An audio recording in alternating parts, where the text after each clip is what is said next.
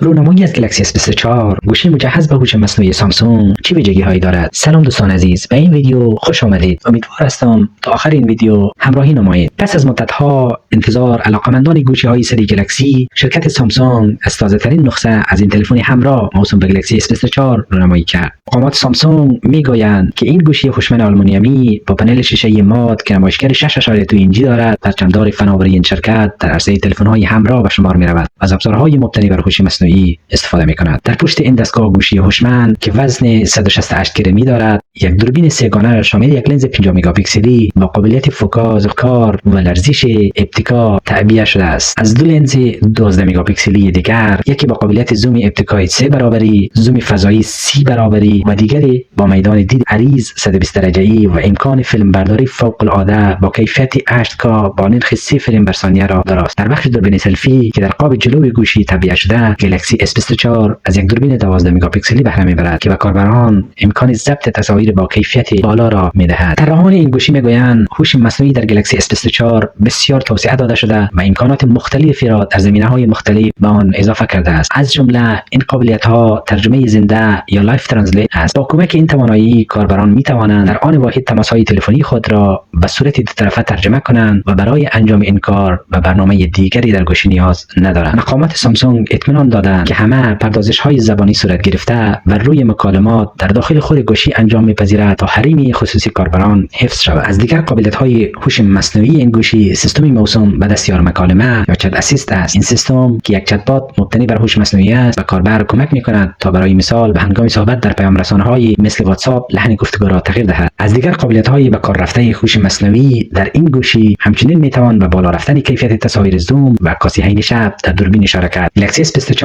از هر دو مدل شارژ سیمی و بی سیم پشتیبانی می‌کند و یک تراشه اگزوس 2400 به عنوان قلب دستگاه پردازنده در آن تعبیه شده است. سامسونگ گفته است تا 7 سال خدمات پشتیبانی را برای سیستم عامل اندروید ویژه این گوشی ارائه خواهد کرد. این گوشی در 3 مدل S24 پلاس و S24 آلترا به بازار عرضه شده است که به ترتیب 799 1149 و 1449 دلار قیمت دارد. سری گوشی‌های جدید سامسونگ در مقایسه با سری‌های قبل خود به لحاظ ظاهری مشابه هستند و همچون جدیدترین مدل‌های گوشی آیفون ساخت اپل تغییری در ظاهر آن به چشم نمی‌خورد. این در حالی است که گوشی‌های تولید گوگل و شیائومی تغییرات قابل توجهی را در گوشی‌های خود داده‌اند. انتشار نسخه جدید گوشی سامسونگ در حالی است که بیشتر رسانه‌ها گزارش داده بودند برای اولین بار در 10 سال اخیر فروش گوشی‌های آیفون در جهان از فروش گوشی‌های سامسونگ سبقت گرفته. بنابر گزارش شرکت بازاریابی IDS، اپل در سال 2024 در مجموع تعداد 234.6 میلیون گوشی آیفون فروخت. این در حالی است که سامسونگ موفق به فروش 226.6 میلیون گوشی شد. تشکر دوستان عزیز، به پایان این ویدیو رسیدیم. لطفاً صفحه را لایک و فالو نمایید.